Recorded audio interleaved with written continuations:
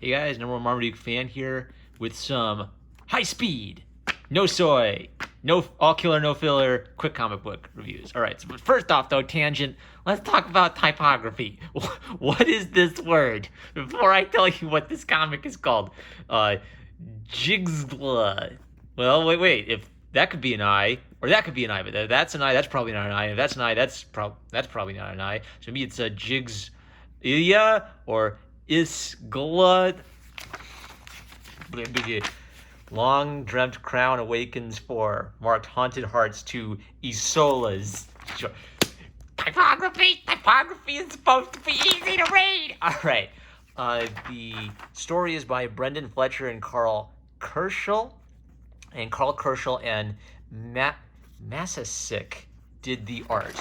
My impressions are it's an intriguing start, but I can kind of tell like this is something that was meant to be read in, you're supposed to get the whole book and read it, so it just kind of like ends, leaving you off wondering what happens next.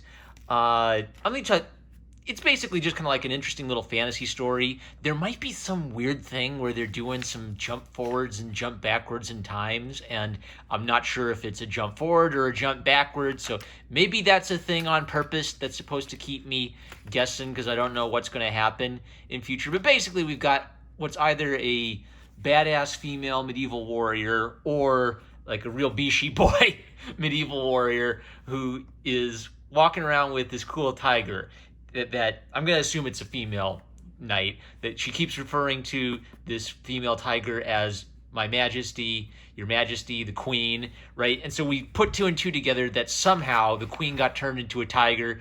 She can't take the queen back like that, so she's got to figure out what to do. And it's kind of like this awkward relationship where she's trying to help the queen survive. She feels bad giving the queen orders because she's the underling, but she can't understand anything the queen is saying. And then she gets into like some fights with some like weird merchant guys, and there's like this cool mythology thing where there are these giant crows that they worship as gods. What was the weird thing? Oh, I thought it was a little weird, like they have all these animals, and some of these animals clearly look like herbivores on Earth, but the herbivores are carnivores on this world. So I guess it's kind of like a weird little interesting start to a story. I really like some of what they do with visual storytelling, with her kind of like silently stalking an animal, and things like when she has interactions with guys, they'll show like the whole, let me find it actually. So she meets this weird creepy old guy, and he leans back out of the tree, falls down, lands gracefully, right? Like they think a lot about like actions and follow through on actions, so you can kind of logically follow all that. So it's good visual storytelling. Would I read more? I'd read more if I could pick it up somewhere. All right. It's called Isola. Isola, really? All right. With that, this is a reprint of Batman 613, kind of from the Batman Hush era. This was like 2003. Yeah, that was a good little run for DC back in the early 2000s. Jim Lee. It's Jim Lee. Like, I just remember kind of being stupid excited as a teenager. Like, it's Jim Lee. I love Jim Lee. His arts are so pretty. Yeah, that's basically what a Jim Lee comic is. He did this whole cool thing in this one where he like relates the composition on one page to the composition on the other side of the page. He also did like a lot of Harley's Quinn's cute butt. The inker. I want to call attention to the inker because he did a good job on this one. Where is it? Scott? I think it's Scott Williams. Scott, is that right? I want to get this right. Jeff Loeb's the writer. Jim Lee's the pencil. Scott Williams. Yeah, so Scott Williams did this interesting thing where he completely changed the inking style between the flashbacks and the present day. And then look, like 9 panels. No, where is it? 9 panels. And what's the other neat thing? Oh, yeah. Jim Lee also experimented a lot with like this cool motion effect where he draws the figure multiple times to show a single action. It's a really, really cool one I got to show you, where it's like Catwoman chasing Harley, and then Harley ducks under her legs, and then Catwoman turns and chases her, so it's two figures doing it at once. Yeah, it's great. So Jim Lee's senpai. If you ever see Jim Lee, pick up Jim Lee. All right. Young Avengers. What is this supposed to be? Young Avengers number 11. Part 3. Where's parts 1 and 2? Like this re-release series is so weird. So I like the penciler, Jim Chung. The inkers are Liveside Jim Liveside, Dave Mikas, Matt Ryan, and Jamie Mendoza, and there's lots of inconsistency in the inking style from page to page. And the colorist, Justin Ponsor, I'm gonna roast him, but DC has a great book. Like, if How to Draw Comics the Marvel Way is the best fundamentals of drawings book, the DC Guide to Coloring is the best coloring book I've ever found. And one of like the chapters is specifically never ever ever just plop down photos in the background of comic art. It never ever works. No. So I don't know when this was released. Maybe this was released in that weird little era when people thought that was still kind of a cool new thing to do. It was never cool to do. This suffers a little bit from having too many new characters and way too much ancient Marvel comic book continuity, like multiple subplots going on. You're dropped right into the middle of it. And I get, like, the only way to really appreciate this would be to read the trade. And even if you read the trades, like, it's really gonna be hard for someone to follow that their mom, the Scarlet Witch, who we haven't met in this book. I know who the Scarlet Witch is, but do the kids know who the Scarlet Witch is? She's used her reality-altering powers to claim 2 lost souls and accidentally turned them into her babies, and then Mephisto showed up to claim the baby's souls, and then the reality was erased. But then because she has reality-altering powers, when she lost control of herself and killed a bunch of Avengers, then she changed reality and brought them back, and they were alive the whole time. And so, but their souls were split into 2 different people.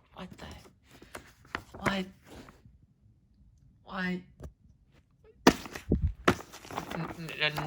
No comic should be that complicated. No. All right. Star Wars Death Probe is a reprint of Star Wars number 45, and it's a blast. So Archie Goodwin is the writer. It's the Jim Shooter era. There was not a single comic book that was not worth your money under Jim. I've never been unhappy picking up a book and flipping up and seeing Jim Shooter, editor-in-chief. I'm just happy.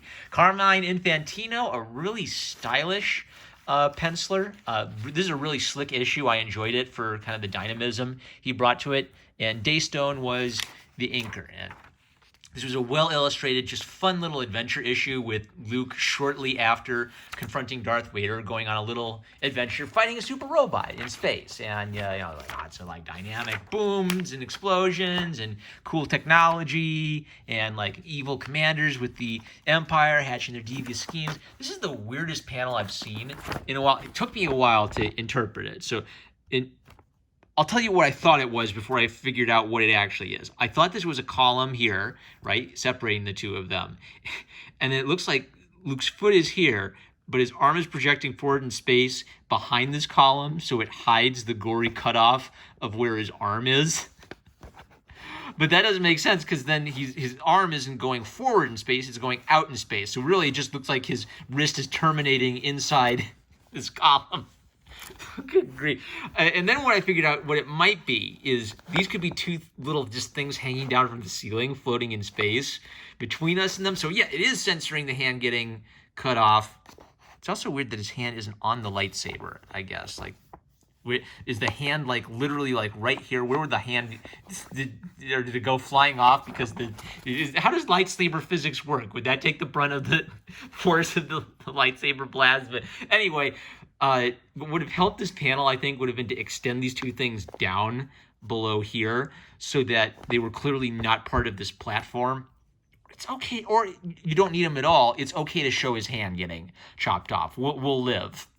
And that's one of the weirdest little paneling. What's otherwise a fantastic little, space adventure, going through space, running away from the robot. It's just fun.